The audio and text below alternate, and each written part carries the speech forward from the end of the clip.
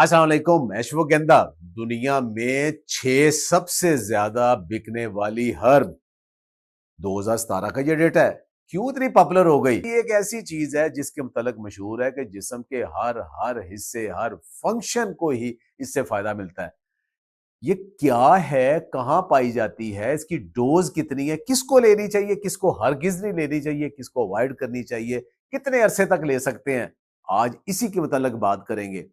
सबसे ज्यादा जो मशहूर है वो है कि ये एंजाइटी, स्ट्रेस, डिप्रेशन जो कि दुनिया में हर बीमारी की जड़ है और दुनिया में बहुत ज्यादा हो रही है, ये उसको कंट्रोल करती है। कैसे कंट्रोल करती है? हमारे जिस्म के अंदर स्ट्रेस का रिस्पांस कैसे होता है? हाइपोथैलेमस, पिट्यूटरी, एड्रिनल ग्लैंड्स, ये तीनों मिलके डिसाइड करते हैं कि एक बंदा जो स्ट्रेस लेता है उसको कैसे रिस्पांस करता है। ये उन तीनों को कंट्रोल करती है। न्यूरो प्रोटेक्टिव है, यानी कि आपके जो नर्व्स हैं उसको ये कंट्रोल करती है, जिसकी वजह से आपकी स्ट्रेस कम होती है। एक एंजाइटी और डिप्रेशन के लिए एक हार्मोन है कॉर्टिसोल। जितना कॉर्टिसोल ज्यादा जिस्म में बनेगा उतना ही आपका जिस्म जो है वो स्ट्रेस का इफेक्ट होगा। तो 30% ये रिसर्च कहती है कि कॉर्टिसोल एश्वगंधा के इस्तेमाल से कम हो जाता है। इतना ज्यादा जब कॉर्टिसोल कम होता है तो आपका जिस्म भी फिर पुरस्कून होता है। फिर यह है कि जिस्म को पुरस्कून करने वाला हार्मोन मॉलिक्यूल गैबा, जी हां, तो गैबा को ये कंट्रोल करता है, जो कि जिस्म को पुरस्कून करता है। और जिस्म में जो अफरा तफरी दिमाग में पड़ती है ना, गैबा जब ज्यादा होता है तो वो आपको काम कर देता है, पुरस्कून कर देता है। तो एश्वगंधा का एक रोल गैबा को कंट्रोल करना है। इसके अलावा फिर सेरोटोनिन, एक ऐसा हार्मोन जो कि आपको जागने, अलर्ट रखने, नींद में ये काम आता है, तो उसको भी ये कंट्रोल करता है। फिर रिएक्टिव ऑक्सीजन स्पीशीज, जब ऑक्सीडेटिव स्ट्रेस बहुत ज्यादा बढ़ जाती है तो दिमाग के अंदर रिएक्टिव ऑक्सीजन स्पीशीज ज्यादा हो जाती है, तो गैबा एंटीऑक्सीडेंट ऐसे प्रोड्यूस करता है जिसकी वजह से दिमाग के अंदर भी जो स्ट्रेस है और जो ऑक्सीडेटिव स्ट्रेस है वो कम हो जाती है, जिसकी वजह से दिमाग आपका बेहतर अंदाज में काम करता है, नींद बेहतर हो जाती है इन सारे फंक्शन की वजह से, और स्ट्रेस लेवल को आप उतना महसूस नहीं करते। जब स्ट्रेस कम हो जाती है, एंजाइटी को आप बेहतर कोप कर लेते हो, तो आप ज्यादातर जो बीमारियां हैं उनको आप हैंडल कर लेते हो। मर्दों का एक बहुत बड़ा मसला होता है कि उनकी जो फर्टिलिटी लेवल है वो कम हो जाती है, तो ये टेस्टोस्टेरोन भी इंप्रूव होता है एश्वगंधा से। और साथ विदानोलाइट, एक बिल्कुल केमिकली टेस्टोस्टेरोन जैसा कंपाउंड है, वो भी बढ़ जाता है, जिसकी वजह से ओवरऑल स्पर्म काउंट भी बढ़ता है और मेल फर्टिलिटी भी बेहतर हो जाती है।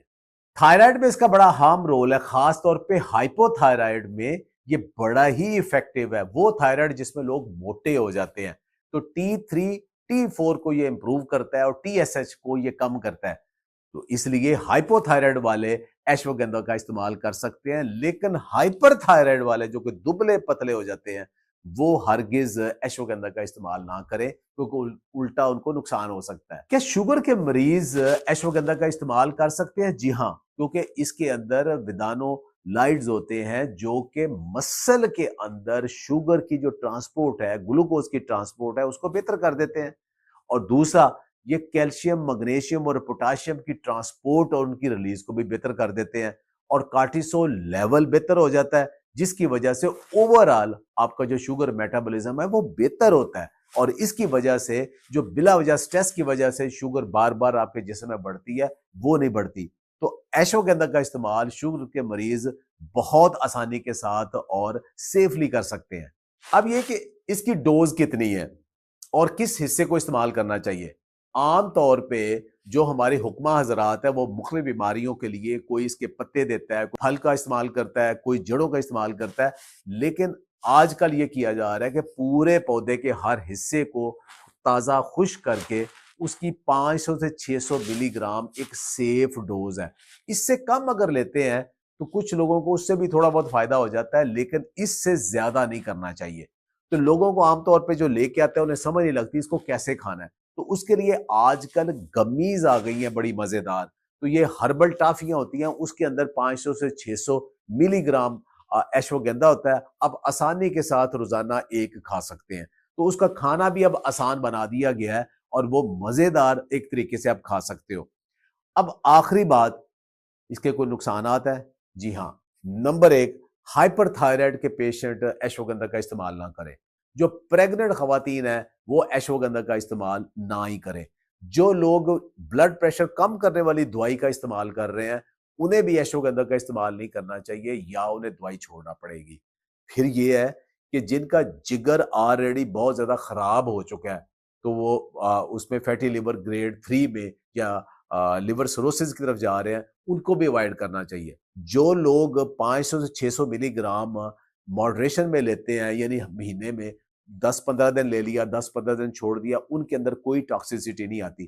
لیکن جو سال ہا سال لوگوں نے اس کے فائدے سن کے استعمال ہی کیے جا رہے ہیں، ان کے اندر کچھ لوگوں میں لیور ٹاکسیسٹی بھی آ رہی ہے۔ اس کو بہت لمبا عرصہ استعمال نہ کریں تو یہ انتہائی سیف ہے، ایون لیور کو بھی یہ بہتر کرتی ہے اگر لو ڈوز میں اور ریگولیشن میں آپ لیں۔